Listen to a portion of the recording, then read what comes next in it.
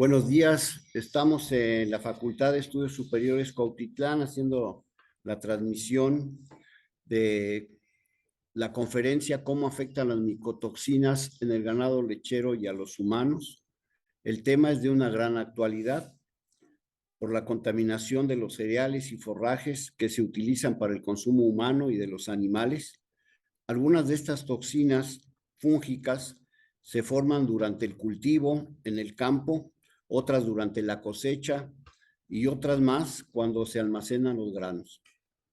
Las micotoxinas son sustancias químicas producidas por hongos, pueden causar enfermedades y muerte en humanos y en animales que consuman alimentos contaminados. Tenemos el privilegio de contar con la presencia de un destacado profesionista investigador, profesor de la Universidad Nacional del Litoral de la República Argentina, el doctor José Bertoli. Voy a solicitar a la doctora Mayrén Guerrero, coordinadora de la conferencia, que por favor haga la presentación de nuestro distinguido ponente. Aviso que esta conferencia es grabada, por tal motivo no vamos a poder realizar la sección de preguntas y comentarios en tiempo real. Muy buenos días, muchas gracias. Bueno, para iniciar este evento de conferencias, vamos a presentar al doctor José Gabriel Bertoli, que nos va a compartir la charla Cómo afecta las micotoxinas en el ganado lechero y a los humanos. Bueno, voy a dar lectura aparte de su currículum. Él es profesor asociado de tiempo completo de la Universidad Nacional del Litoral en áreas de ciencias veterinarias y la salud animal. Ha participado en cursos de actualización en las áreas de reproducción, ecografía, producción y calidad de leche, producción de carne, genética, sistemas de producción, nutrición, entre otros. Ha dictado cursos de grado y posgrado en la Universidad Nacional del Litoral y dirigida tesis de licenciatura y posgrado. Ha participado en diversos proyectos de investigación en el área de reproducción bovina. Ha realizado proyectos de investigación y sistematización en metodologías de transferencia y extensión rural. Brinda asistencia técnica y tecnológica a los productores, asesor de empresas lecheras y ganaderas en el área de reproducción y nutrición, evaluador de trabajos científicos en la Facultad de Ciencias Veterinarias de la Universidad Nacional del Litoral, evaluador de proyectos del Ministerio de Ciencia, Tecnología e Innovación y de la Agencia Nacional de Promoción Científica y Tecnológica. Ha publicado artículos en revistas indexadas y de difusión. Es autor del libro Desarrollo Sostenible en el Centro Norte de la provincia de Santa Fe, editado en 2021. Ha presentado trabajos y dictado conferencias en congresos y reuniones especializadas. Bueno, sin más, vamos a dar apertura y vamos a ceder los micrófonos y cámaras al doctor para que nos comparta su presentación. Buenos días. Bueno, muchas gracias a la Universidad Nacional Autónoma de México por habernos invitado a participar en estas conferencias. Al grupo que llevó a cabo la organización de este evento, que realmente fue brillante. Y nuevamente agradecerle el hecho de habernos invitado porque hemos podido conocer un gran país como el que tienen ustedes, desde el punto de vista, hablo del punto de vista de la producción animal. Realmente me he quedado maravillado de las cosas que he podido ver. Bien, para entrarnos en el tema de hongos y micotoxinas en alimentos, básicamente es decir que este es un problema muy serio para la salud de los animales y para la salud humana, y que lo que se ha visto es que desde hace algunos años, no muchos años, en general los investigadores de todo el mundo le han empezado a poner más énfasis a este problema, que es un problema mundial. Prácticamente no hay ningún país del mundo que no tenga problemas de micotoxinas. Bueno, dicho esto, quería nada más que pasar a definir lo que es el término micotoxina. La micotoxina que viene de mico, hongo y de toxina veneno, son metabolitos secundarios que produce el hongo ante una situación de estrés. Es decir, un mecanismo de defensa que tiene el hongo para competir contra el sustrato nutritivo con respecto a bacterias principalmente que están en el medio. Entonces él se tiene que defender para que lo que haya de nutrientes dando vuelta le quede para él y no para los demás. Pero el problema es que justamente esas micotoxinas después van a causar un daño muy grande en la salud humana y en la salud animal. Y eso es justamente lo que estamos tratando de ver ahora durante esta presentación.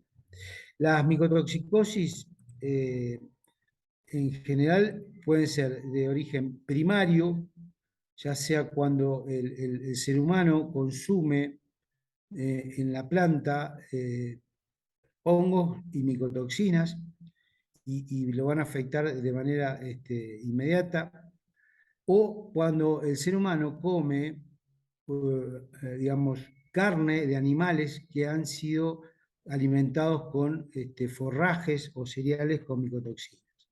¿Sí? Cuando un animal consume cereales o forrajes contaminados con micotoxinas, después las elimina por leche o las concentra en la carne, y una vez que el humano toma esa leche contaminada o come esa carne contaminada con micotoxina, inmediatamente se produce la patología en el ser humano. Bien. Las micotoxinas en general, principalmente la aflatoxina, ha sido descubierta en el año 1960 en el MIT, un laboratorio de análisis de Estados Unidos, pero hoy se sabe que ya hay más de 500 micotoxinas distintas. Los hongos que las producen principalmente, o lo más importante para nosotros, son el Aspergillus, el Penicillium y el Fusarium.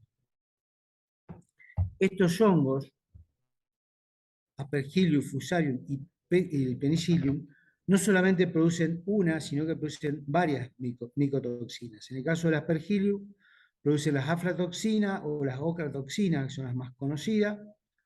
En el caso del Fusarium, los tricotesenos, la celalenona y la fumomicina, dentro de las más conocidas. Y dentro del Penicillium, la patulina, la citrina y la ocratoxina A, igual que en el Aspergillus. Los criterios, según Rob, esto es del año 1990, que definió la micotoxicosis, se dice que la micotoxicosis es una enfermedad que está directamente relacionada con los alimentos, que no necesariamente va a haber un aislamiento, que la enfermedad no es contagiosa, ni transmisible, ni infecciosa, por suerte, y que cuando el alimento es retirado, ya sea de un ser humano o de un bovino, los signos de mejora, o por lo menos los niveles de micotoxinas, comienzan ya a ser mucho menos importantes a las 48 o 72 horas. Esas micotoxinas pueden tener efectos tóxicos altos o bajos, de acuerdo a las dosis ingeridas. Podríamos decir que las altas dosis de ingestión de micotoxinas producen un daño del tipo clínico ya grave. En cambio, las que son consumidas en dosis bajas, por ahí afectan al sistema inmunológico, produciendo una inmunodepresión o una mala absorción de nutrientes. Por lo tanto, va a empezar a perder peso y va a empezar a haber un desmejoramiento general. En algunos casos, como el de la celalenona, trastornos reproductivos que no necesariamente van a ser, digamos, vistos en forma rápida o muy evidente, porque son trastornos reproductivos básicamente a nivel de folículo y de fertilidad. Baja producción de leche, básicamente porque hay normalmente bajos niveles de consumo, y tumores, que en el caso de tumores malignos, que en el caso de los humanos es muy complicado. Acá lo que podemos ver es básicamente cómo a medida que aumentan, digamos, los niveles de micotoxinas ingeridos por un ser humano o por un animal, pasa de una situación, digamos, de tipo subclínica a una clínica, digamos, y que puede llegar hasta la muerte, y de hecho así lo hace, comprobado ya. Después vamos a ver algunos números en humanos y en bovinos. ¿A qué órganos afectan principalmente las micotoxinas?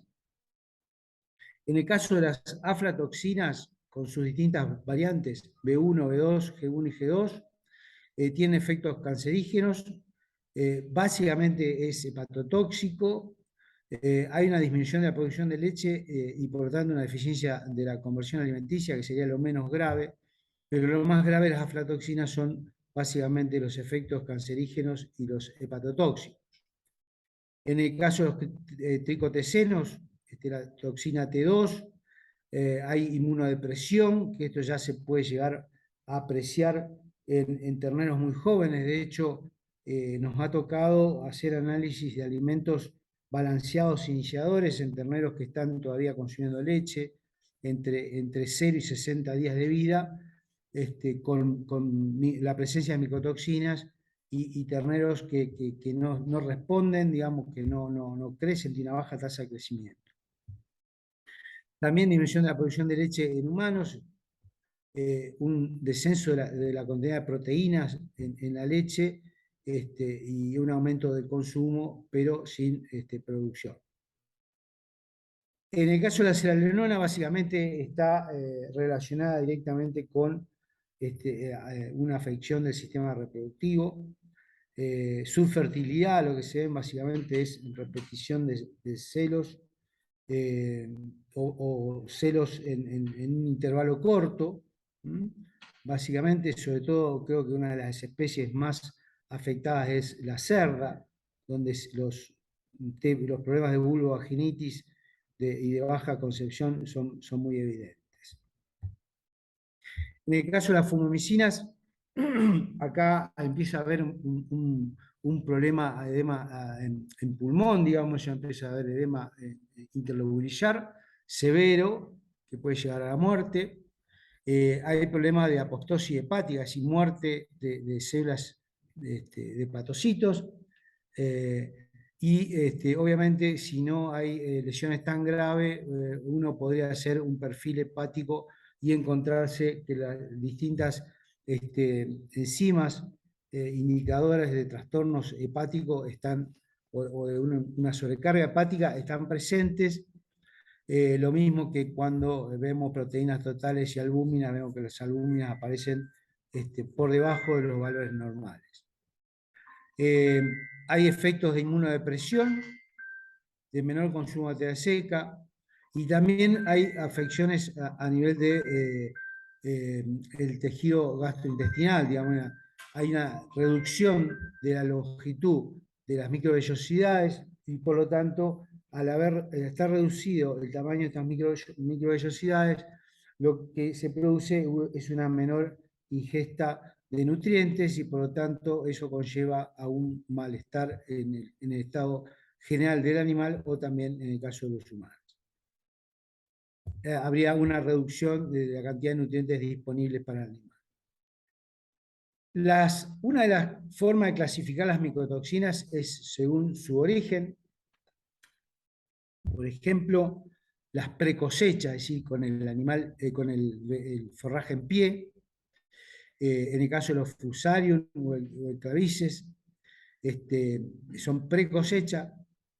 Otras que ocurren durante la cosecha y otras que se producen en la post cosecha, que digamos que acá donde encontramos una buena parte, como son los Aspergillus y los Penicillium. Básicamente, decimos que el Fusarium pre-cosecha, Aspergillus y Penicillium post cosecha son quizás los tres hongos más importantes que producen micotoxinas que van a afectar a la salud humana y a la salud animal. También podemos clasificar a las micotoxinas de acuerdo a su estructura química.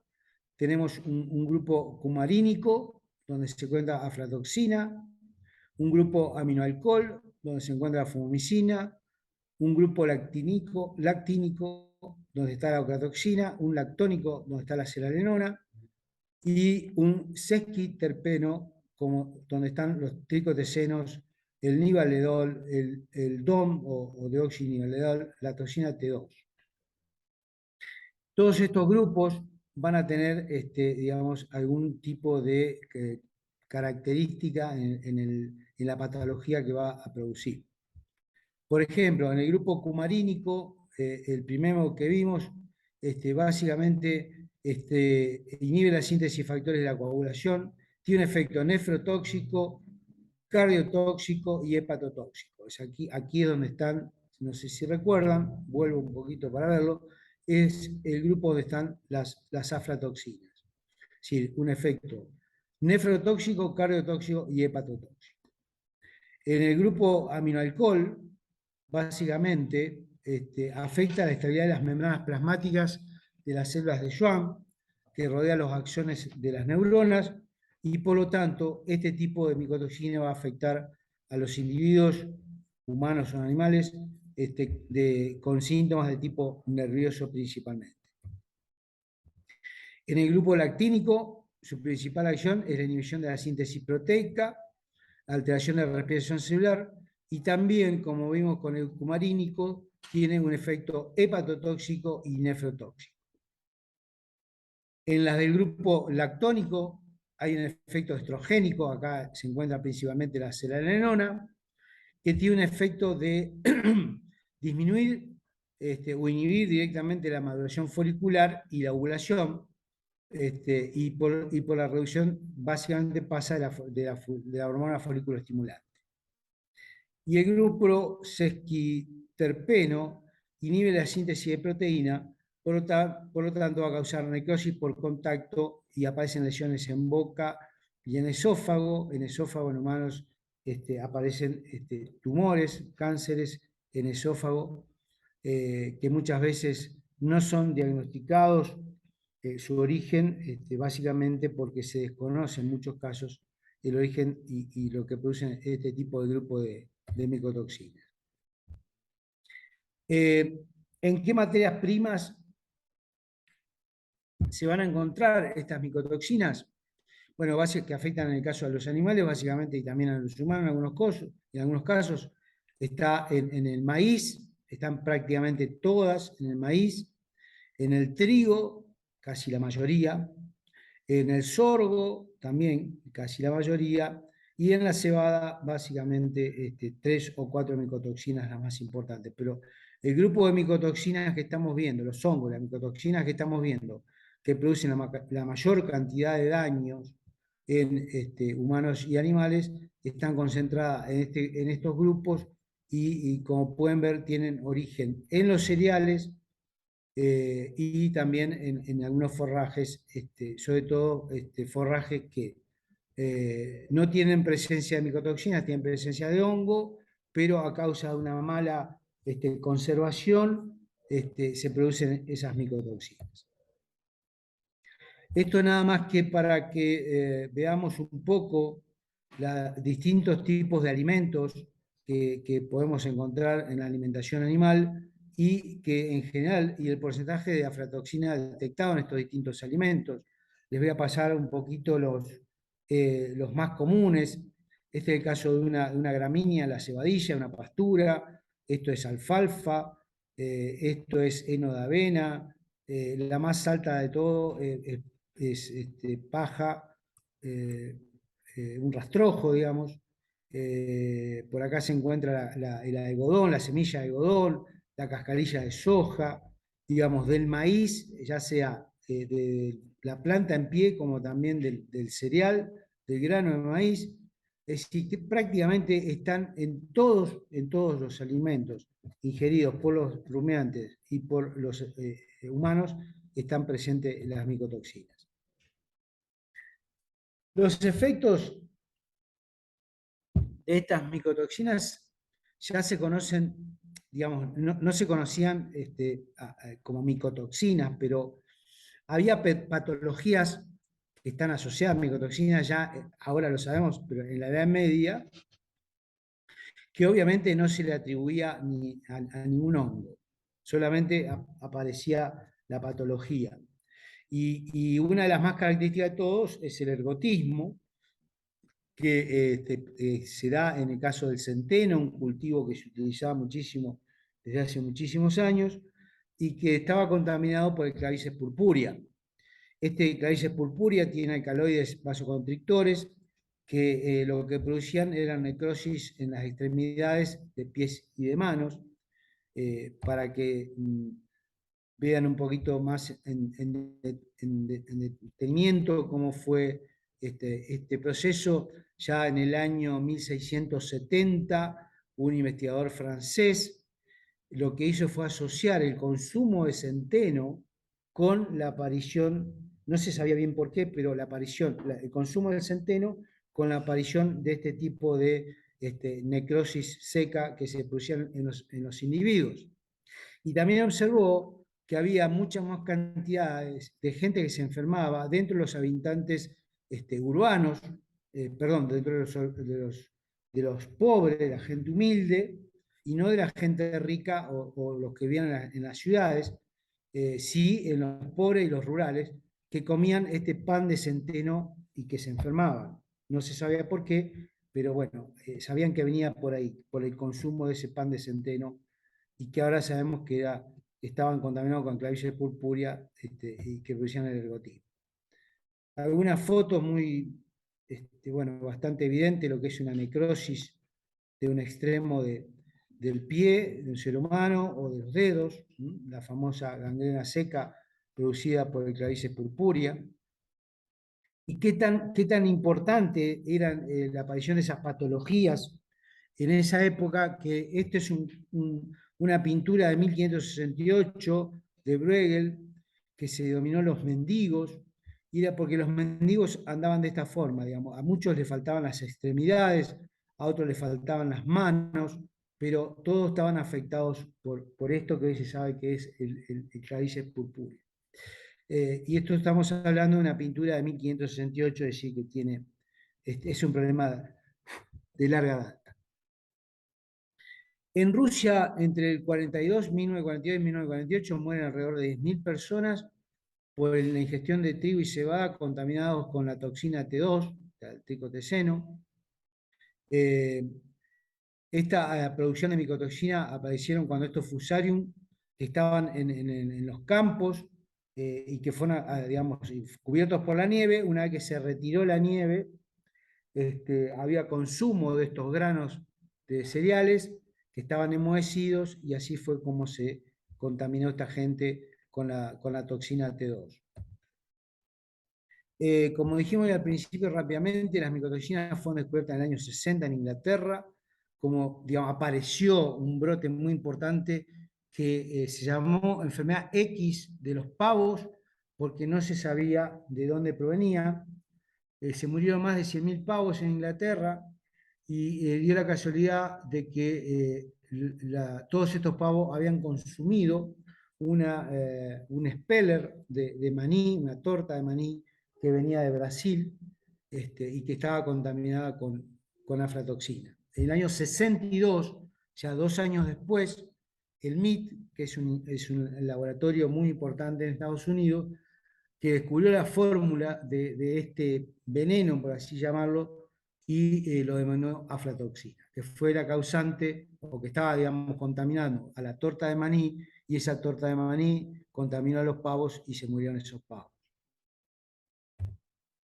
En la década del 70, también maíz contaminado con aflatoxina causó envenenamiento y muerte de 97 personas en la zona de la India. En Kenia, en 2004, hay brotes severos, también estamos hablando de aflatoxina, sobre 317 casos tuvieron una mortandad de un 39%, es una mortandad realmente muy elevada. y que estuvo dada básicamente por maíz contaminado con aflatoxinas, alrededor de 200 veces mayor a lo permitido hoy para el consumo en humanos, es decir, que la contaminación era muy alta.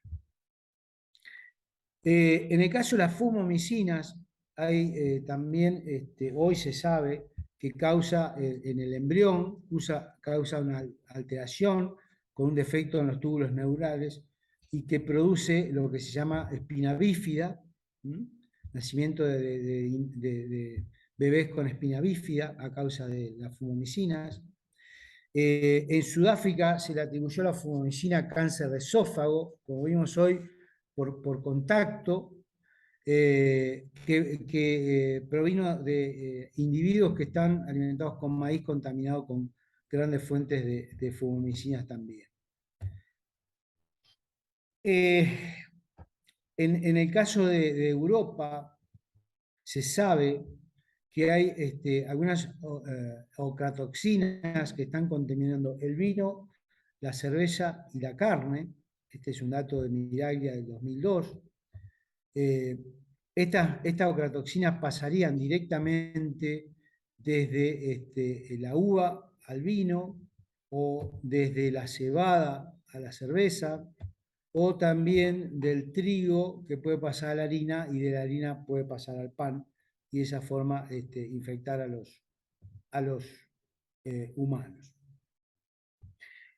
Así que hasta aquí, por lo visto, el problema de la micotoxicosis en humanos es un problema muy serio, y creo que lamentablemente afecta a los sectores de menor poder adquisitivo, es decir, a la gente muy humilde, muy pobre, y sobre todo se ha visto básicamente en países muy pobres, donde a veces la única fuente que tienen de alimentación son este tipo de cereales, que hace que la gente los termina consumiendo porque no tiene otra cosa para comer.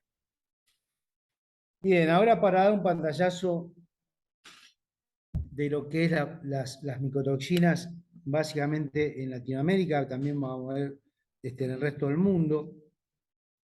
Este fue un estudio de prevalencia de una o más micotoxinas entre el año 2020, y sobre 4.000 muestras tomadas de 8 países. Acá vemos como Brasil lidera con un 39% de muestras positivas. Después le sigue Argentina con un 20% de muestras positivas. México con un 12%, Costa Rica con un 11%.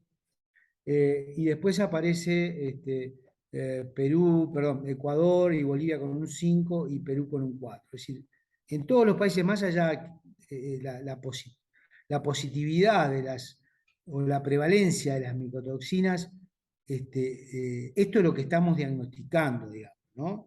Cuando hacemos este tipo de estudios estamos haciendo diagnósticos de algunas micotoxinas y sabemos que hay muchísimas más que no se están diagnosticando.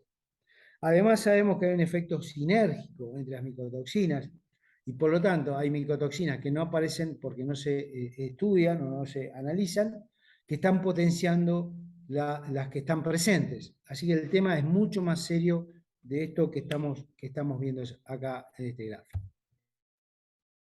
Bueno, este es el porcentaje de positividad a una o más. Normalmente en los análisis que aparecen o de lo que nos da el laboratorio, es que en la gran mayoría de los análisis se encuentran más de una. En un gran grupo se encuentran 3 micotoxinas, alrededor del 68% se encuentran 2 micotoxinas, y en un porcentaje mucho menor se encuentra una sola micotoxina. Si normalmente los alimentos están contaminados por más de una micotoxina. Y acá vemos cómo en Latinoamérica, en realidad, la mayor cantidad de las muestras analizadas se encontraron más de una micotoxina en los alimentos. Acá tenemos, por ejemplo, para DON, el porcentaje de positividad de un 33,57%, para fumomicina un 75,6%, para aflatoxina un 74,68%. estas dos son las más, con más porcentaje de positividad de las muestras analizadas en Latinoamérica.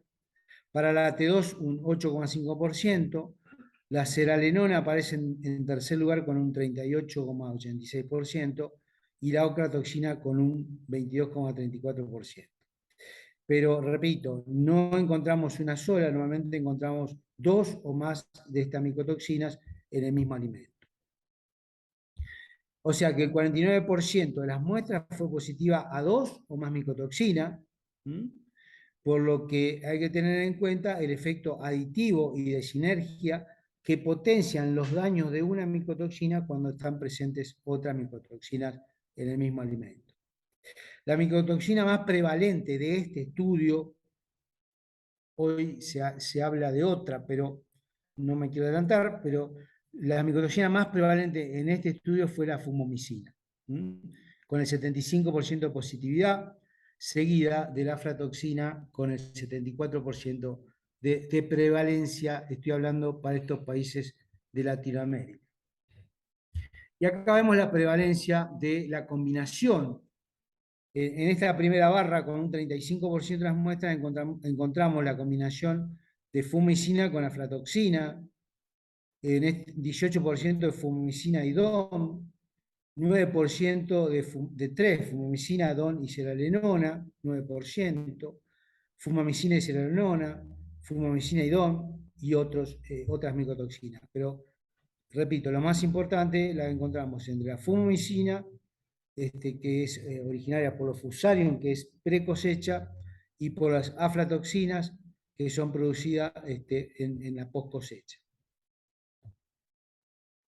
Hay una encuesta hecha por el Grupo de Micología Aplicada de la Universidad de Cranfield en Reino Unido, en el año 2001 y abril de 2022, sobre micotoxinas de maíz cosechada en 19 países distintos, 19 países, perdón. Y estos países, bueno, fueron algunos países de Latinoamérica y también de Europa y de Asia. Y lo que se encontró fue que hubo un 77% de las muestras de este maíz que estaban contaminadas con más de una micotoxina. Y un 10% que estaban con una sola micotoxina. Así que por lo que pueden ver, el problema es a nivel mundial, no solamente regional. Según la FAO, las micotoxinas afectan al 25% de las cosechas mundiales cada año, ¿sí? Y lo que se está viendo año tras año es la mayor prevalencia de alguna micotoxina. Algunas micotoxinas que están creciendo en su prevalencia año tras año. También hay un estudio muy importante de una empresa donde una de las conclusiones es que el 95% de los ingredientes o piensos que están utilizados en el mundo para la alimentación de los humanos y en todo caso de los cereales de los forrajes para el uso de los animales, están contaminados con micotoxina. El 95% en el mundo contaminado con micotoxinas. Sabemos, esto también es de la OMS, que habla de la contaminación, en este caso con fumomicina, la cantidad de muestras analizadas y el porcentaje de positividad en la alimentación humana y en la alimentación animal. En el caso de Norteamérica, es decir, Estados Unidos y Canadá, sobre 978 muestras, el 47% fue positivo a fumomicina y sobre 684 muestras en estos países de alimentos para animales, el 86% estaba contaminado. En Sudamérica, de 234 muestras de alimentos humanos, 58% de positividad, y de 34 muestras de alimentos para animales, el 97% estaba contaminado. Esto es importante tener en cuenta porque a veces el porcentaje de positividad en el alimento humano puede ser quizás un poco bajo, pero no nos olvidemos que esto está directamente relacionado con una micotoxicosis de origen primaria y esto está relacionado con una micotoxicosis de origen secundaria. Es decir, podríamos estar ingiriendo poco, los humanos digo, poco con el alimento que consumimos, pero podemos estar consumiendo también mucho a través de la leche y la carne. Por lo tanto, no hay que, digamos, dejar de tener en cuenta eso. En Europa, sobre 1.127 muestras analizadas, 61% positividad, y en las muestras de alimentos animales el 79%, en general vienen siendo mucho más altas, obviamente porque estos alimentos normalmente no tienen la rigidez o la solidez, digamos, en el tratamiento y en la selección de los alimentos, por eso en los alimentos humanos aparecen en menor cantidad. En África, bueno, en África directamente el problema es sumamente serio porque aparece el 76% de las muestras positivas y en el caso de los animales el 100% de las muestras positivas. También pasa en Asia, con el 52% positiva de las muestras para humanos y el 29% para de animales. Y en Oceanía se realizó solamente alimentos para humanos, 82 muestras, 82% de prevalencia o de positividad. Así que, por lo que estamos viendo, este es un pantallazo a nivel mundial. Vemos que las micotoxinas, tanto para humanos como para animales, es un problema extremadamente serio y que lo tenemos que empezar a ver con mucho mayor detenimiento. Este trabajo que hizo esta empresa sobre 37 micotoxinas buscadas, perdón, o analizadas, analizaron 37 micotoxinas. Lo que vieron es que más de 80 países, que el 97% de las muestras contenían al menos una micotoxina. En 80 países, repito, el 97% de las muestras contenían al menos una micotoxina. Pero también lo mismo, encontraron que había multicontaminación. Es decir, por ejemplo, este grupo celeste, el 35% de la torta, dice que encontraron entre 6 a 10 micotoxinas. El 53% encontraron entre 2 y 5 micotoxinas. Y en menor cantidad de combinaciones en otras muestras. Pero, digamos, hay un 53% que hay entre 2 y 5 micotoxinas y un 35% que encontraron hasta 10 micotoxinas. ¿Sí? Por lo tanto, esto es bastante grave desde el punto de vista de la sinergia que hay cuando hay más de una micotoxina. No me voy a detener mucho con esto porque es bastante extenso, pero solamente de esta encuesta del año 2018 sobre 18.400 muestras que provenían de 79 países y más de 82.000 análisis realizados, todas las muestras hechas en todo el mundo encontraron más de una micotoxina con prevalencias mucho más fuertes de algunas. Por ejemplo, en Estados Unidos y México, DON, el 67%, en América del Sur encontraron también DON, un 67%, es decir, algo muy parecido en todo lo que es América del Norte y Latinoamérica. En Europa también encontraron varias micotoxinas, pero principalmente DON, un 66%. En una buena parte de Rusia, digamos, y Europa, también muchas micotoxinas encontraron, pero una gran prevalencia de DOM, y lo mismo pasó en Asia y en algunas islas del Pacífico. O sea que es un problema a nivel mundial, salvo, digamos, hubo muy pocas muestras tomadas de África, donde se sabe que el problema es mucho más serio, sobre todo por la ingesta de alimentos en mal estado a causa de la pobreza. Bien, esto lo voy a pasar medio rápido, pues es exactamente lo mismo. Vimos como Estados Unidos, 70% de prevalencia de fumomicina y DOM. Europa, 74% de prevalencia de FUN y DOM, fumomicina y DOM. En Asia también, 44% de prevalencia de aflatoxina y 97% de prevalencia de fumomicinas.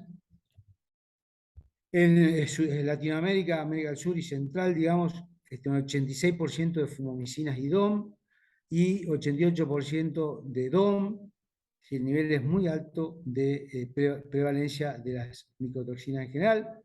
En Medio Oriente, el 100% contaminadas con fumamicina. En África, de las pocas muestras que se tomaron, pero 84% de prevalencia de DON y fumamicina también, como en todo el mundo. Digamos que son las principales encontradas. Acá vemos cómo se repiten. El caso de Europa Occidental, ocratoxina, vomitoxina, selalenona. Europa del Este, selalenona, vomitoxina. América del Norte, ocratoxina, vomitoxina, selalenona y aflatoxina. En América del Sur, afla, fumamicina, ocratoxina, vomitoxina y T2. En África, aflatoxina, fumamicina, selalenona. Así como están viendo, Asia, aflatoxina, Australia, aflatoxina. Se repiten las principales micotoxinas. Yo creo que es porque en realidad la capacidad de análisis todavía no es la adecuada y es lo que está apareciendo, es porque lo que se está haciendo análisis, pero hay un gran número de micotoxinas que no la estamos analizando.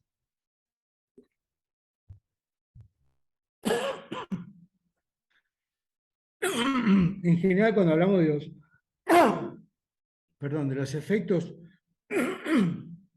de las micotoxinas sobre los animales, hablamos de desórdenes digestivos con un menor performance productiva, inmunodepresión, neurotoxicidad, hepatotoxicidad, efectos cancerígenos y también problemas en la reproducción. Básicamente, los problemas que estamos encontrando, sobre todo en bovinos, es factores hepatotóxicos, nefrotóxicos, básicamente como los más importantes, y la inmunodepresión, obviamente que trae aparejada una serie de enfermedades que si no sería por la inmunodepresión no se pondrían de manifiesto. Para resumirles los efectos de las principales micotoxinas en bovinos, vemos las aflatoxinas, la hepatotoxicidad, también hablamos de la nefrotoxicidad. En la fumamicina, básicamente como hay una reducción de la ingesta, una reducción del apetito, y por lo tanto eso se refleja en una menor producción de leche.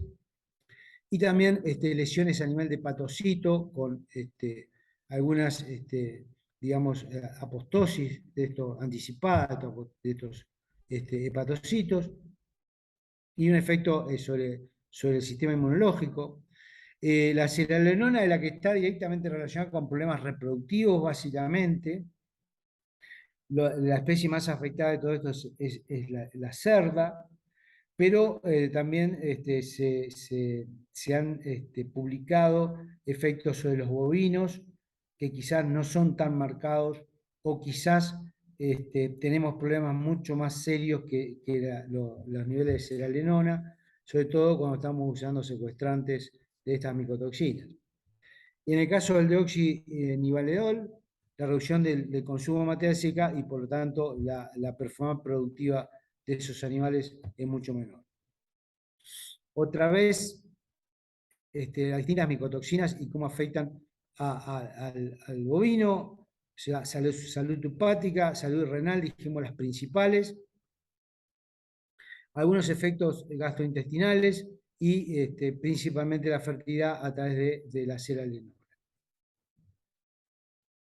En el caso de aflatoxina, que es un tema realmente muy preocupante, ¿por qué? Porque la aflatoxina llega al hígado, aflatoxina B1 que llega al hígado, en el hígado se metaboliza a aflatoxina M1 y esta aflatoxina M1 es la que es eliminada por la leche y por lo tanto es la que tendría una relación directa con el consumo humano.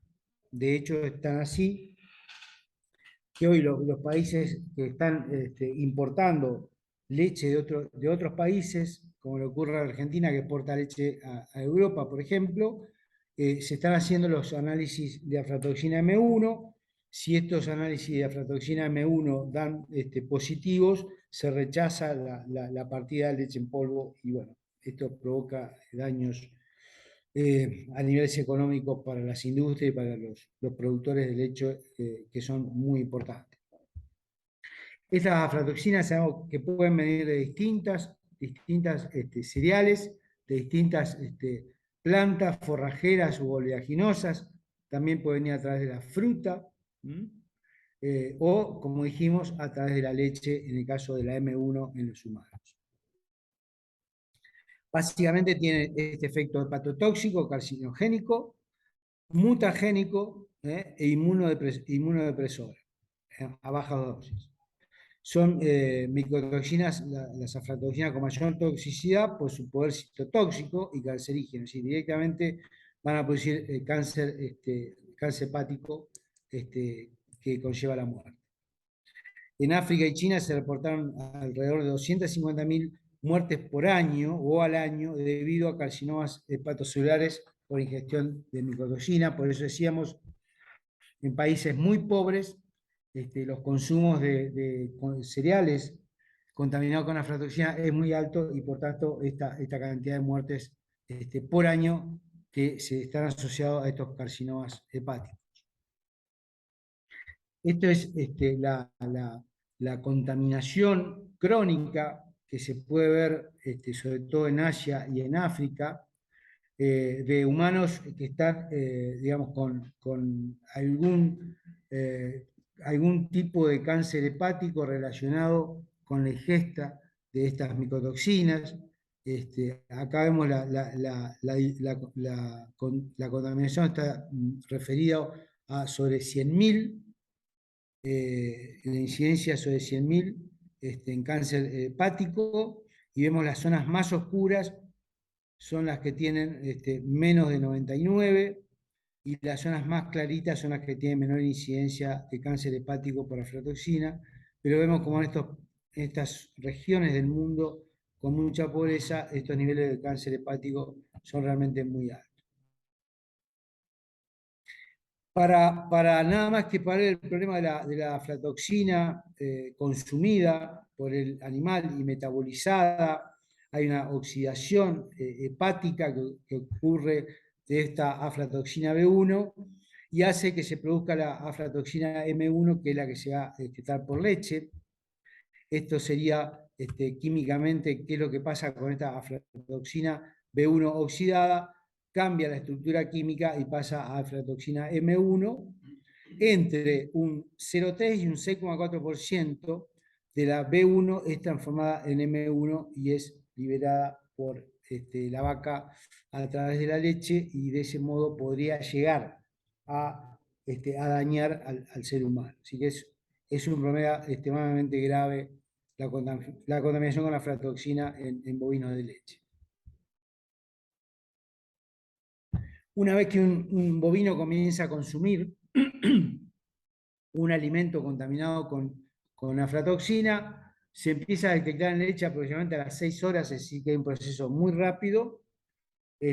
A medida que empieza a consumir, digamos, el alimento contaminado, a las 6 horas ya se puede observar que hay presencia de M1, aflatoxina M1 en la leche, y que una vez que se quita el alimento contaminado con esta aflatoxina, el efecto desaparece por completo a las 72 horas. Es decir, si uno digamos, actúa con rapidez, detecta la presencia de estas aflatoxinas en el alimento de un bovino y las quita rápidamente, desaparece rápidamente también a las 72 horas el efecto tóxico, y por lo tanto va a desaparecer la M1 en leche.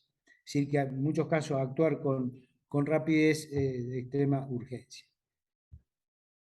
En la Comisión Europea del Codex Alimentarius establece un límite de 50 nanogramos por kilo de M1 en leche cruda, y que esta leche deberá ser tratada sí o sí térmicamente para el consumo o la fabricación de productos lácteos. Y en el caso de leche que va destinada a los infantes, a niños, se toma como la mitad, 25 nanogramos por kilo de AF1 para poder ser autorizada. En Estados Unidos el límite es un poco más alto, estamos hablando de 500 nanogramos por kilo, Lo que sí es igual es la leche producida para infantes, están tomando lo mismo que en Europa, 25 nanogramos.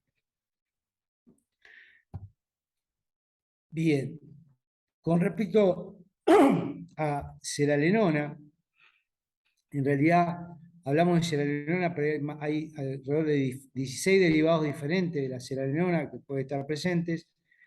Esta es la molécula de seralenona, que normalmente, como ustedes ven, están presentes en casi todos los cereales y todos los forrajes en pie, pero también están en los forrajes concentrados, como son el heno y como es el silaje, ¿sí?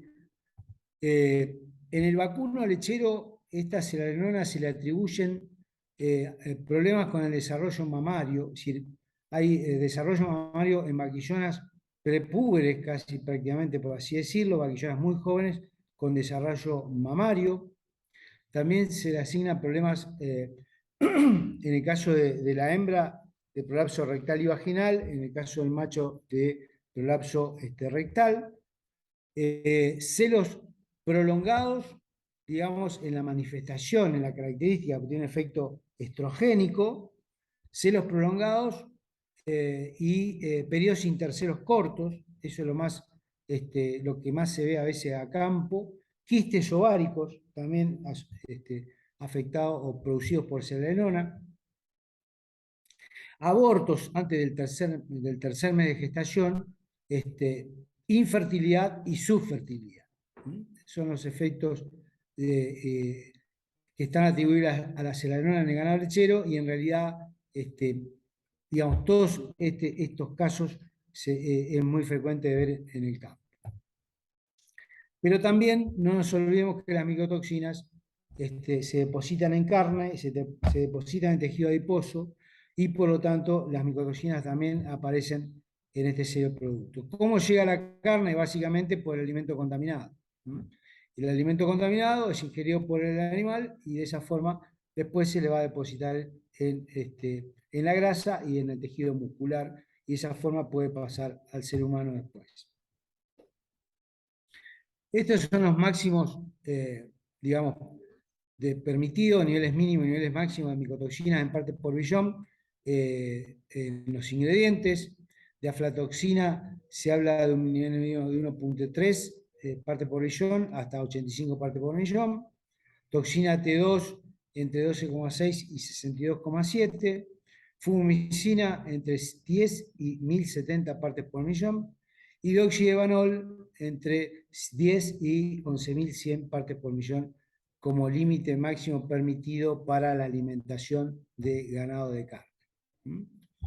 Estas son las dos formas que podrían aparecer las micotoxicosis en humanos por consumo de carne, en el caso de que, como dijimos hoy, los animales estén consumiendo un cereal, una dieta con micotoxinas, estas micotoxinas pasan y se depositan en la carne, después el ser humano se come un rico bife y de esa forma ingiere micotoxinas.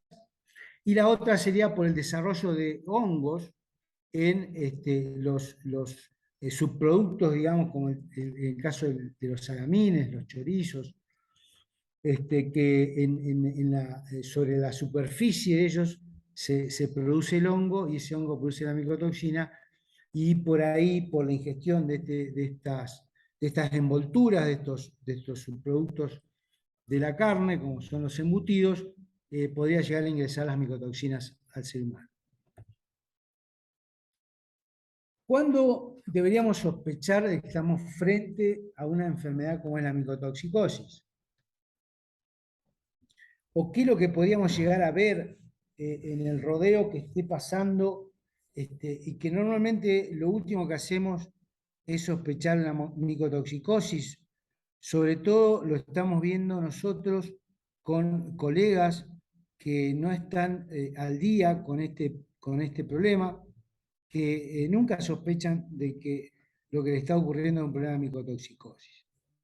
Ya después, sobre el final, vamos a ver algunos ejemplos, algunos casos clínicos que hemos tenido que actuar.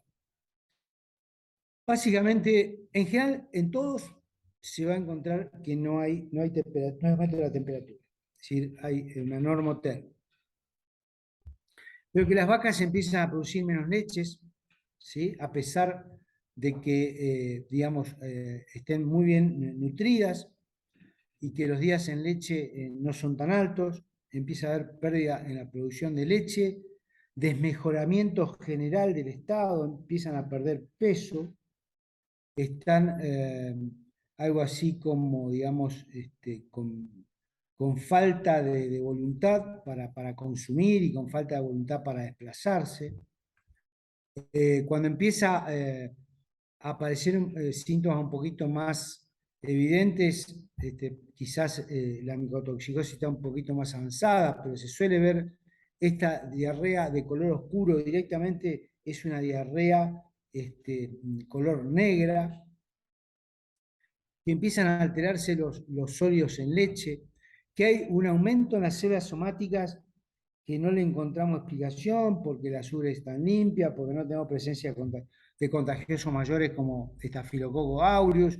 Evidentemente es un rodeo aparentemente sano, pero empiezan a haber problemas como aumento de células somáticas y no sabemos por dónde vienen. Esto está directamente relacionado con la inmunosupresión que tienen estos animales. Trastornos a nivel de la fertilidad, disminución en el consumo o rechazo de alimento, porque además muchas micotoxinas producen una falta de palatabilidad, en algunos casos síntomas de acidosis, letargo, como decíamos hoy, una función inmunodeteriorada que, bueno, básicamente esto no se puede diagnosticar a ojo, evidentemente, temblores musculares, heces sanguinolentas y vacas a veces agitadas, sobre todo cuando hay presencia de fumomicinas, que vimos que producía edema de pulmón. Los diagnósticos de micotoxinas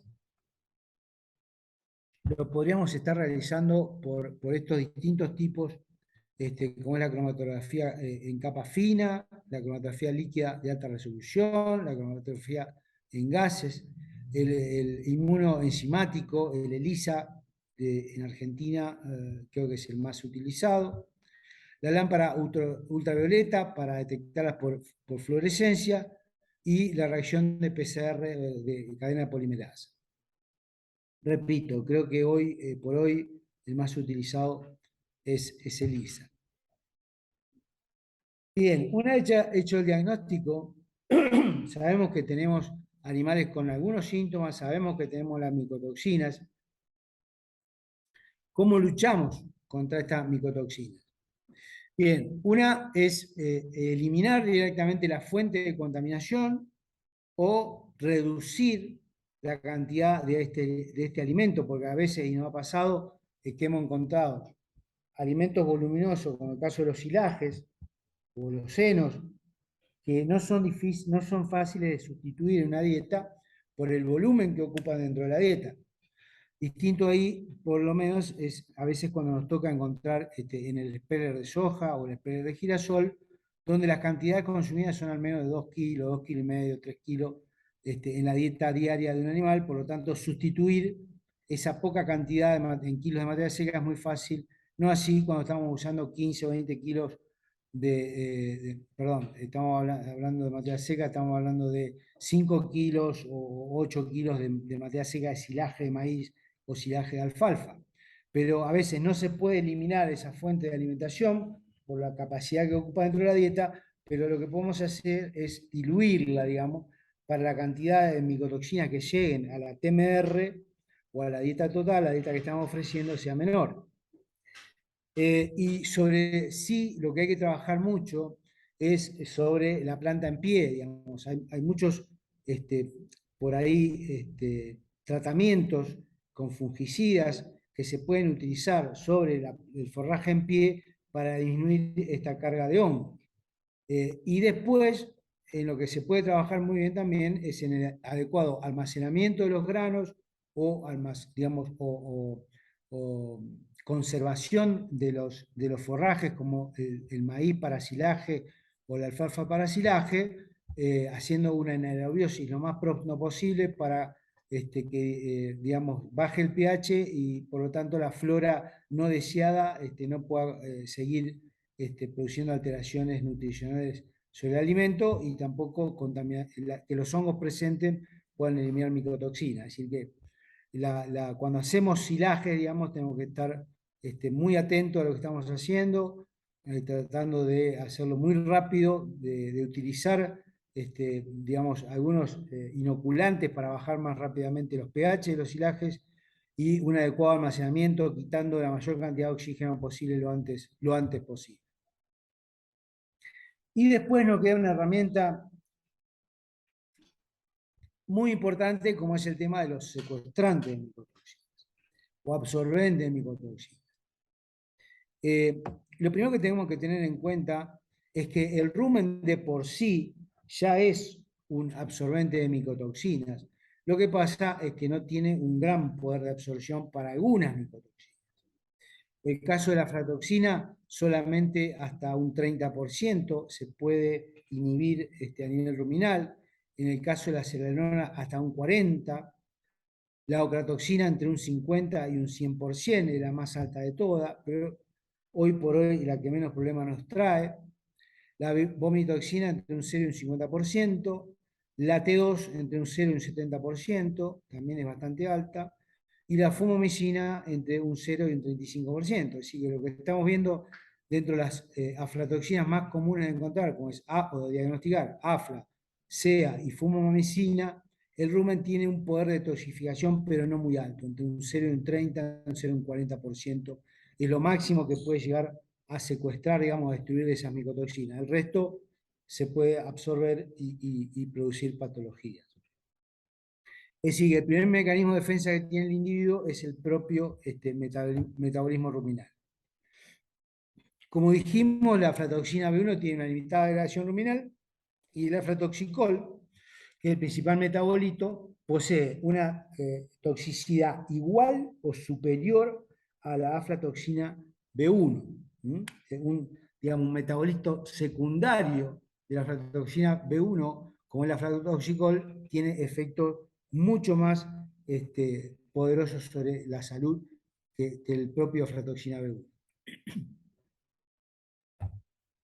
Dentro del grupo de secuestrantes o absorbentes de micotoxinas, tenemos los que actúan por absorción, es decir, por polaridad, por diferencia en la carga eléctrica, y dentro de este grupo tenemos principalmente a los aluminosilicato y la pared de Saccharomyces cerevisiae, básicamente la pared de levadura. Estos productos lo que hacen, son muy económicos, sobre todo los aluminosilicatos, es fijar a las micotoxinas, se forma un complejo micotoxina agente absorbente y se elimina a través de las heces. ¿Sí? Es una forma de actuar muy, muy, muy sencilla. Lo que pasa es que también están limitados en las micotoxinas que pueden absorber y la cantidad de micotoxinas que pueden absorber. Pero son bastante buenos, se usan muchísimos, sobre todo porque tienen un costo muy bajo. Los aluminosilicatos, la pared de levadura tiene un costo un poco más alto, pero la combinación de las dos, productos que vengan con aluminosilicato más pared de Saccharomyces, es una muy buena combinación y es quizá la más recomendable para este tipo de fijadores de micotoxinas. También tenemos el grupo de secuestrantes que se realiza por biotransformación, que son un poco los más modernos, que aparentemente tienen un buen nivel de secuestro de micotoxinas. Y estos biotransformadores no son más que Saccharomyces teluris, que fueron aisladas de estómagos mamíferos monogástricos salvajes europeos, que es una forma natural de resistencia, Saccharomyces teluris, a la micotoxina. Por eso es que se lo utiliza como un biotransformador. Ahora vamos a ver cómo actúa a nivel molecular. Saccharomyces teluris biotransforma a la molécula de celanelona, de T2, de ocratoxina, de fumomicina y de fusariotoxinas. Es decir, no está involucrada aflatoxina, por eso seguimos utilizando los aluminosilicatos a la pared de levadura, Saccharomyces cerevisiae, que junto con Saccharomyces teluris estaríamos abarcando una gama mucho más amplia de secuestro de distintas micotoxinas.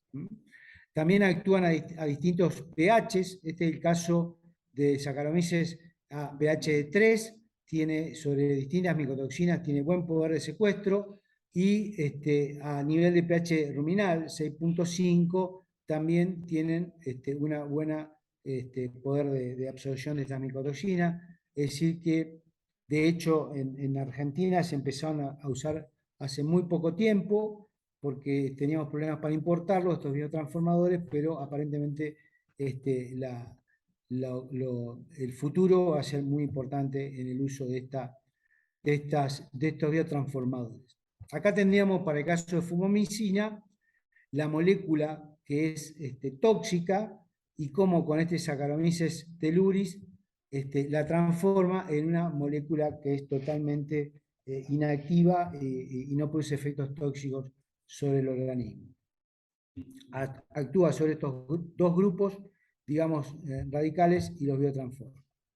En el caso de tricotecenos, esta es la molécula de tricotecenos tóxica, y es aquí donde va a actuar Saccharomyces, transformándolo en una molécula totalmente inocua para la salud del bovino. Esto es para el caso de seralenona. Esta es la estructura química de la seralenona, que es una estructura química muy similar al estrógeno, y por eso su efecto estrogénico.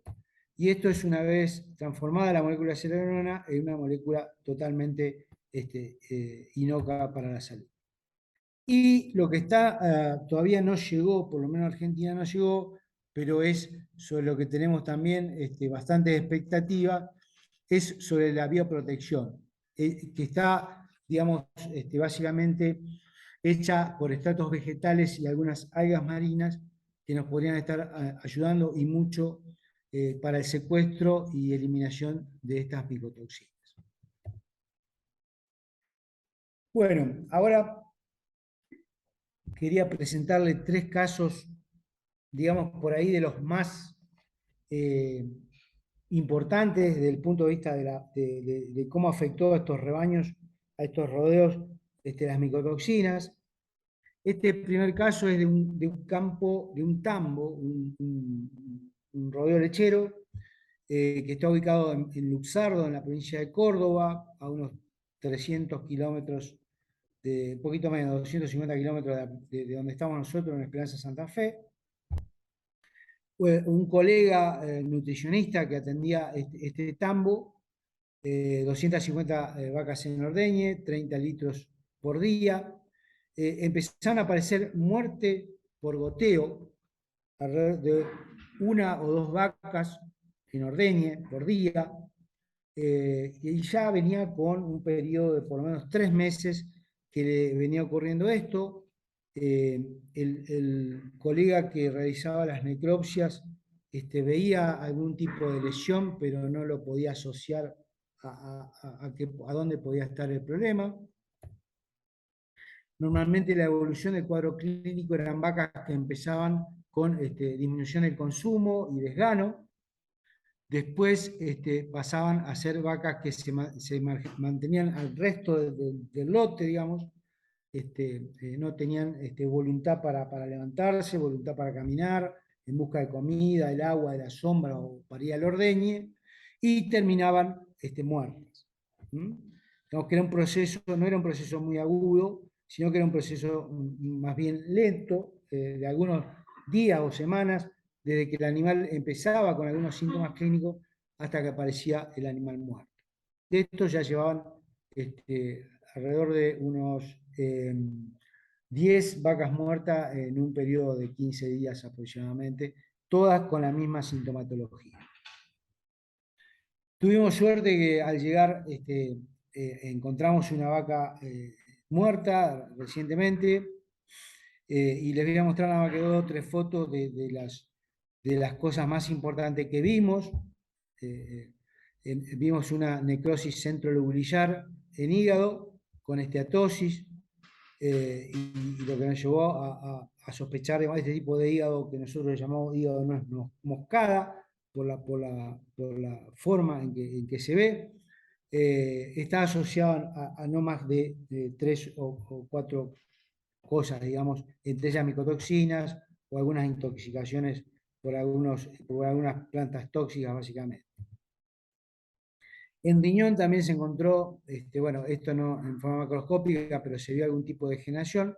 Se encontró algo así como una necrosis y glomerulonefritis y una marcada congestión glomerular y túbulos con calcificación, que es un poco lo que vamos a ver después, resultado de la histopatología.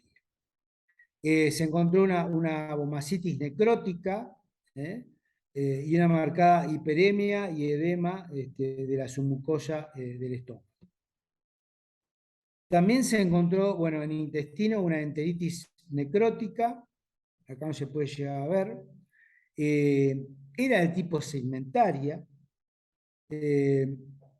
y eso creemos que es un poco provocado por la inmunodepresión y el ingreso de bacterias de Clostridium al medio interno y que provocan ese tipo de enteritis segmentaria, hemorrágica segmentaria. Quizás no sea por las micotoxinas, sino una contaminación que está dada por la inmunodepresión provocada por las micotoxinas. En pulmón, como vimos hoy, en el caso de fumamicina, vimos que producía algún cierto tipo de enfisema y también se encontraba edema en pulmón, enfisema y edema pulmonar. Es decir, eran lesiones muy características de algún problema asociado a micotoxina, por lo menos por lo que veníamos viendo en distintos casos que nos habían tocado. Por supuesto que automáticamente se mandaron a hacer los análisis de los distintos alimentos y de la TMR y de los distintos alimentos que componían la dieta, distintos silajes de maíz que estaban usando y otras bolsas que tenían en el campo. Y acá nos vamos a llevar una sorpresa muy grande cuando empezamos a ver básicamente las concentraciones de fumamicina que encontramos, que sabemos que tiene un límite máximo de 3.000 partes por millón. Encontramos en el maíz molido, embolsado, que es un maíz húmedo, alrededor de 3.000, pero en el caso de los silajes de maíz encontramos 5.000, 3.800, es decir, altos niveles de fumamicina. También se encontró DON, 1.400 en la TMR y en los distintos alimentos concentraciones de DON. Algo de T2, no mucho, pero algo de T2 en el silaje de soja, y algo de aflatoxina en el maíz molido. Este es un maíz molido húmedo que hacemos nosotros, se encontraron aflatoxina. Así que había más de una micotoxina, podemos decir que había 1, 2, 3, 4, 5 micotoxinas, perdón, 4 micotoxinas, salvo selenona, 4 micotoxinas que estaban presentes en la gran mayoría de los alimentos, con la mayor incidencia de DON y de fumamicina. Básicamente, si nos fijamos la TMR, que en definitiva es lo que come el animal, que es digamos, la que está constituida por todos estos alimentos, vemos que los niveles de aflatoxinas en la TMR fueron superiores a la normal, los animales, la T2 estuvo por debajo, el caso de DON estuvo prácticamente 3 veces la cantidad de micotoxinas en la TMR, selenona, bajos niveles de selenona, pero sí muy altos niveles de fumamicina. Así que básicamente DON, AFLA y fumamicina eran las 3 más importantes que encontramos, de ahí que encontramos los problemas a nivel de lesiones hepáticas, a nivel de riñón, y en el caso de la fumamicina a nivel de pulmón, enfisema y edema pulmonar. Perdón, nada más, ¿qué fue lo que hicimos en este caso? Bueno, una vez que tuvimos el diagnóstico de las micotoxinas, evidentemente lo primero que hicimos fue dejar de usar, en el caso del silaje de maíz, lo dejamos usar básicamente y lo quisimos sustituir por algún otro de los silajes que había, pero básicamente no lo pudimos sustituir por nada. Entonces, lo que hubo que hacer En este caso fue salir a comprar heno de alfalfa y disminuir un poco, aumentar un poquito el heno de alfalfa, disminuir un poco el silaje de maíz. Se empezaron a usar secuestrantes de micotoxina de forma inmediata y a los animales que estaban afectados básicamente una terapia con hepatoprotectores, digamos, no hay mucho para hacer. Bien, al cabo de 2 semanas ya el proceso se había revertido y ya habían dejado morir animales y dejaban de aparecer animales enfermos. Eso es lo bueno que tiene que podemos actuar con rapidez y podemos secuestrar muchas de las micotoxinas presentes. Para mi gusto, fue el caso más grave que tuve que actuar, y es, digamos, un colega, que nos llama por un rodeo de tambo cabaña, le decimos nosotros, porque tenía un alto mérito genético y además de hacer leche, digamos, hacía toros para venderlos como reproductores, muy reconocidas, y que también venía de ya prácticamente un periodo muy largo, de vacas con muerte por goteo, pero lo más característico de este caso es que eran vacas que empezaban a perder peso después del parto y entre el segundo y el tercer mes dejaban de dar leche, se secaban, por supuesto, vacías, con una condición corporal muy mala, por lo tanto estaban en anestro, y ahí quedamos, ¿cierto? Este es un campo de un dueño que su mujer es ingeniera agrónoma y que había propuesto empezar a trabajar con silajes de avena dentro de la alimentación de los animales.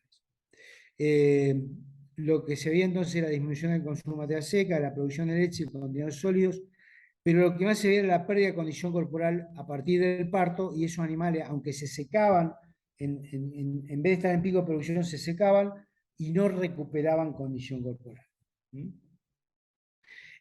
Como venía de larga data, fíjense que la mortalidad no era muy evidente, no había cambiado con respecto a otros años, estaba alrededor de un 3 a un 4%, es decir, no se le morían las vacas, pero evidentemente no daban leche ni se volvían a preñar, y por lo tanto las terminaba vendiendo. Así fue que venía ya vendiendo una parte muy importante de su rodeo, vacas de altísima calidad genética, las tenía que estar vendiendo. Bueno, se empezó a hacer una anamnesis, digamos, sobre el problema.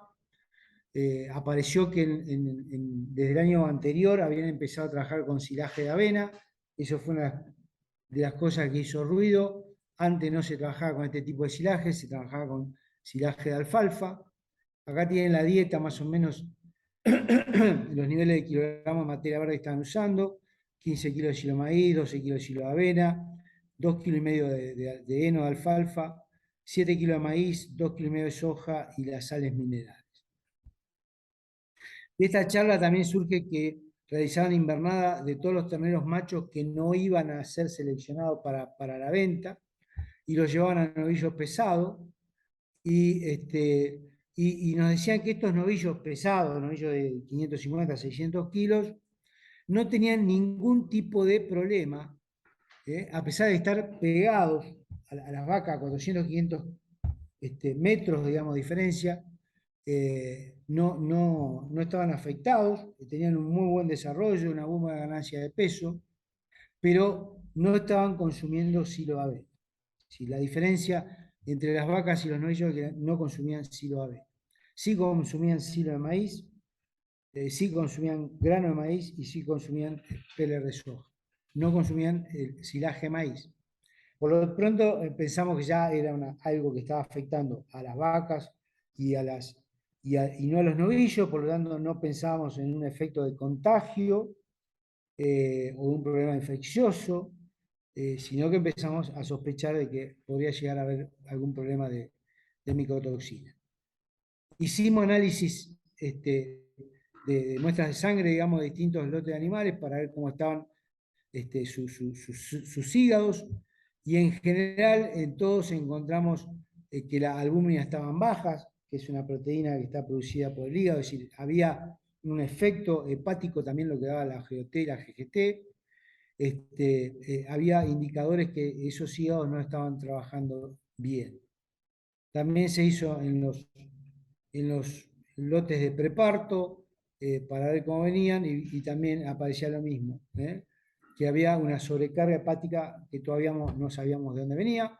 Por lo tanto, se tomaron muestras de todos los alimentos y se mandaron al laboratorio. Mientras tanto, de lo que se vio de las pruebas sanguíneas es que la GOT estaba por encima de los valores de referencia en un 29% de los individuos.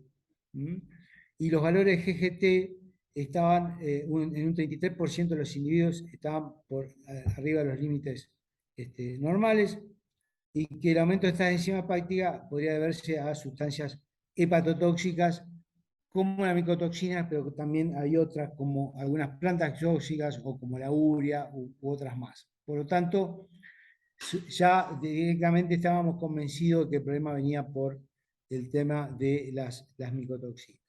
Se mandaron entonces los alimentos a analizar. En el caso del silaje de avena, que fue la última incorporación que se había hecho desde el año pasado, las aflatoxinas dieron por arriba los valores normales, la T2 dieron por arriba los valores normales, el DON o deoxinivaledol dio por arriba de los mínimos considerados permitidos, y en el caso de la fumicina lo mismo, estaban por arriba de los valores deseables para los alimentos. Así que el silaje de avena estaba muy contaminado con micotoxinas. En los otros alimentos, no tengo el dato acá, pero en los otros alimentos no se encontraron grandes niveles de contaminación, así que el silaje de avena era justamente el desencadenante de estos problemas.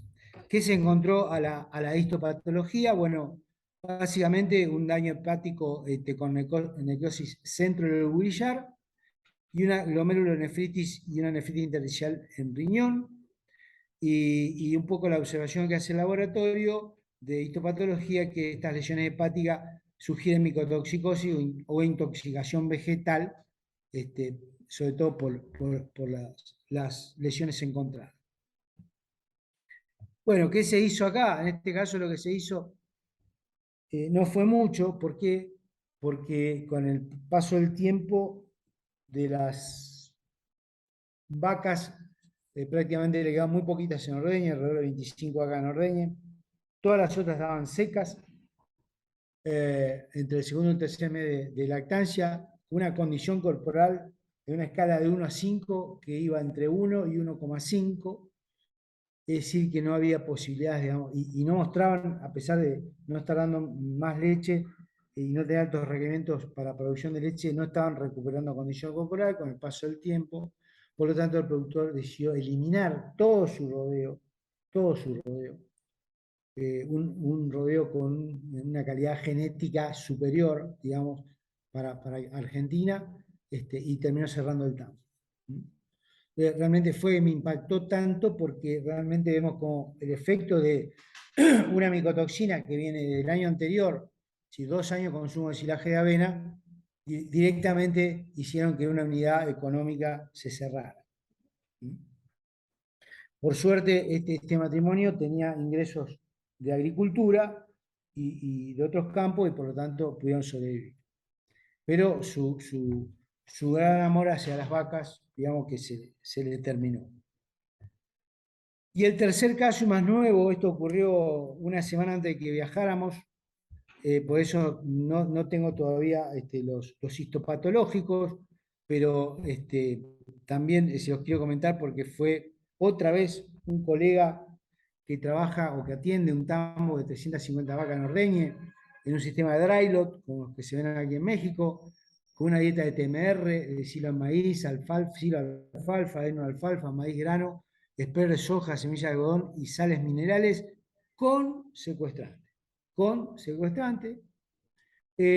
Nos llama porque hacía 15 días que se le habían muerto 8 vacas desde hacía 15 días se le habían muerto 8 vacas sin sintomatología aparente, es decir, vacas que ayer estaban bien, hoy aparecían muertas, pero sí tenía también unas 30 vacas en enfermería, o sea, un 10% casi el rodeo, 8% del rodeo, de vacas en enfermería, sin fiebre, con síntomas de depresión, disminución de estado general, sin apetito, que se desplazaban con dificultad y que directamente se secaban, es decir, dejaban de dar leche. Recuerdo un par de vacas que le pedí los controles lecheros y eran vacas que en el control anterior habían estado en 45 o 50 litros, pero eran vacas en pico de producción.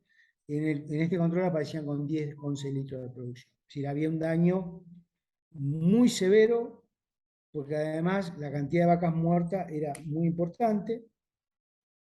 Él en particular nos dijo que no había podido realizar ninguna necropsia, y surge que nosotros fuimos un par de días después que nos llama, el día de la visita justo llegamos y había una vaca muerta, y por lo tanto le realizamos la necropsia. Anticipadamente, apenas nos habló la primera vez, le solicitamos que mande los alimentos a analizar, por eso esta desprolijidad, digamos, que me la pasó así, en un papel, porque así lo más rápido posible se lo dio el laboratorio. Analizaron aflatoxina, T2 y seralenona, encontrando valores bastante altos de algunas de ellas, como el caso de seralenona.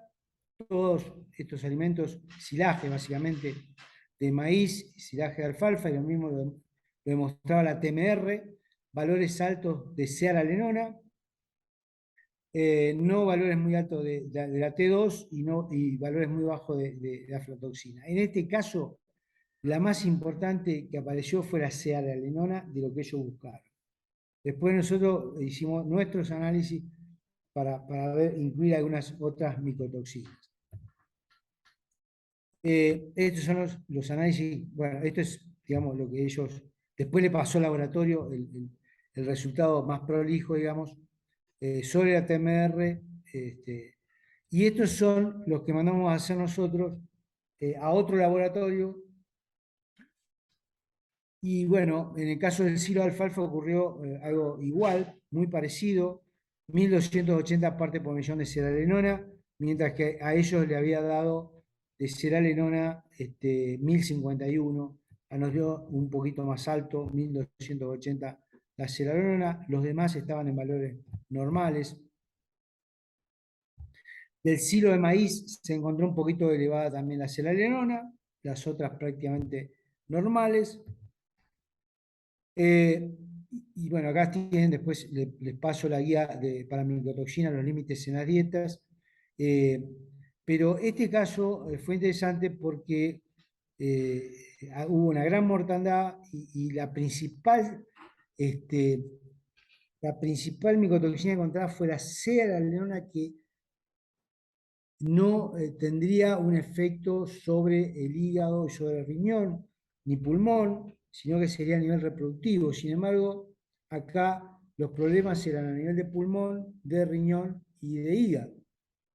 Por lo tanto, creemos que acá el problema es un efecto de sinergia entre la seralenona y las demás micotoxinas. Creemos que es por eso que a la necropsia, y acá les voy a mostrar algunas de las fotos que tomamos, no están tomadas con el celular, por eso no son muy buenas fotos, es lo primero que encontramos. Cuando abrimos, esto es cavidad torácica, cuando abrimos cavidad abdominal, ya vamos a ver después, encontramos una gran cantidad de líquido en cavidad abdominal. En cavidad torácica encontramos estas lesiones a nivel, mucha fibrina, mucha adherencia a nivel de pulmón y de pleura, con mucha congestión en algunos lugares de pulmón. Pulmón estaba afectado básicamente lo que era la parte caudal de pulmón, y había partes que estaban algo congestivas. El hígado, este hígado de esa vaca lo pesé, este hígado pesó 18 kilos, se ve un hígado que está tremendamente aumentado de tamaño y también aumentada la consistencia, ¿no? una gran retención de bilis, vacas que no comían hacía muchos días. Y también se encontró ese tipo de necrosis centrolobulizar o hígado en nuez moscada. Evidentemente empezamos a sospechar entonces de la sinergia entre las micotoxinas. Quizás las cerebrionas estaban aumentadas, pero no le daban tiempo a cumplir sus efectos sobre el sistema reproductivo, porque estas vacas en poco tiempo se morían, e incluso algunas muertes fulminantes, digamos, de hoy para mañana. Por eso creemos que había un efecto de sinergia con las demás micotoxinas. Lo que hicimos en este caso fue de inmediato sacar el silaje de maíz y reemplazarlo el 100% por heno de alfalfa de buena calidad y colocar secuestradores de micotoxinas. En este caso colocamos un inhibidor enzimático, que es lo que veíamos hoy, un biotransformador de micotoxina, que es el Saccharomyces stellurus.